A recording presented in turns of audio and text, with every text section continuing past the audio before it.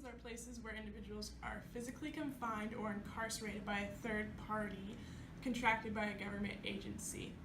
Before 1980s-ish and Reagan's administration, private prisons weren't really around as much, but ever since the 1990s and after Reagan's administration, from 1990 to 2009, there's been a 1,600% increase in private prisons usage. So in combination with the overall privatization during Reagan's administration and the increasing costs because of overcrowding and the war on drugs, prison overcrowding has been a big issue and has given them a lot of costs during this process. So private prisons began to step in order to offer a solution, and the era of privately run prisons began. So they wanted to have a business-like efficiency and decrease the amount of costs that they needed. So initially enacting more cost savings and decrease the amount that the government had to step in, but still be efficient as they were and not have as many problems with the services that they were giving to the prisons.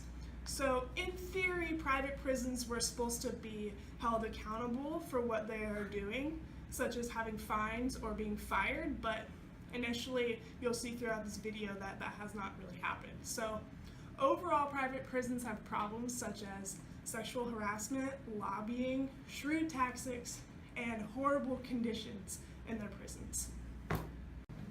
Adding to what Bethany said, the two main corporations that run these private prisons is the Corrections Corporation of America and the GEO Group Inc. These multi-billion-dollar industries essentially do what they please because they are not under government jurisdiction or have to go through the ACA. Private prisons are meant to be more cost-effective, but according to statistics, the effectiveness between a private and a public prison has been inconclusive. As an inmate, Litchfield said, "We a for-profit prison now. We ain't people no more. We bulk items." This is the unfortunate reality of many of these inmates. Another example of the abuse and carelessness of the guards can be seen in the court case Correctional Services Corporation versus Malesko, where a guard had forced Malesko to walk up a flight of stairs disregarding his heart condition. Malesko was able to sue the correctional officer from the private corporation for violating his rights, but he could not sue the corporation holding the state liable.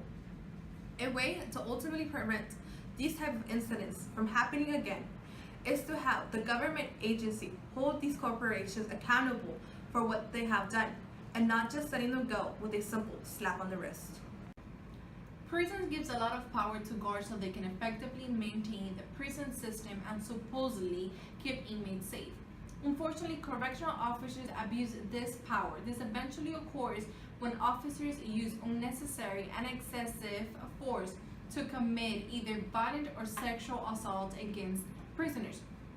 As in real prisons and the TV show Orange the New Black, the issue of sexual abuse is not a gender issue, but rather an abuse of power, lack of ethic, and lack of professionalism.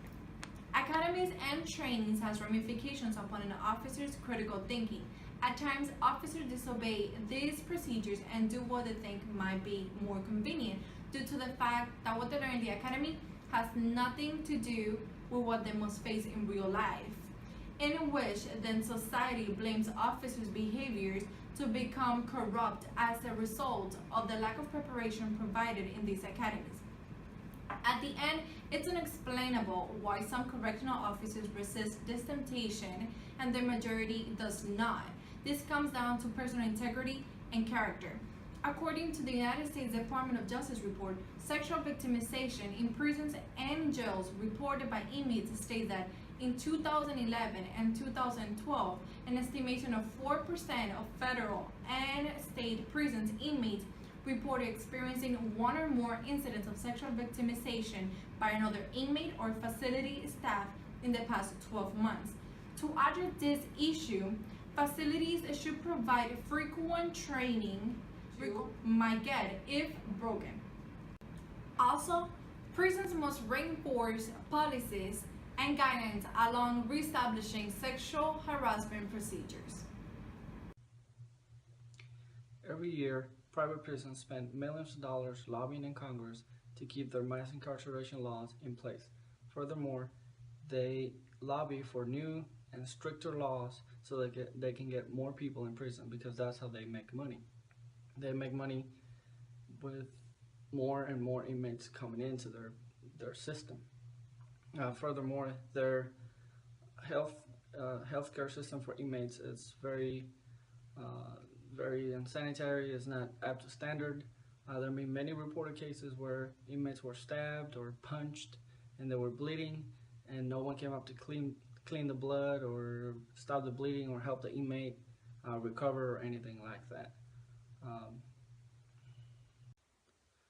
I believe that we can reduce federal prisons and limit their power through a criminal justice system reform. I think the number one thing that needs to be done is that we need to put a cap on how much money they're allowed to spend in Congress on lobbying. Also, we need to use immigration or private prisons only for immigration purposes, as detention centers and stuff like that. We shouldn't be using them to imprison your legal residents or U.S. citizens, people that are here legally. Furthermore, I think we should be able to deem private prisons unconstitutional, because there's no way that they can actually protect your constitutional rights. Once the government turns you over to them, most of the time your constitutional rights are not going to be protected in these institutions that don't really care. They don't really care that much. So the main thing that we need to do is do a criminal justice reform, because this country really needs it.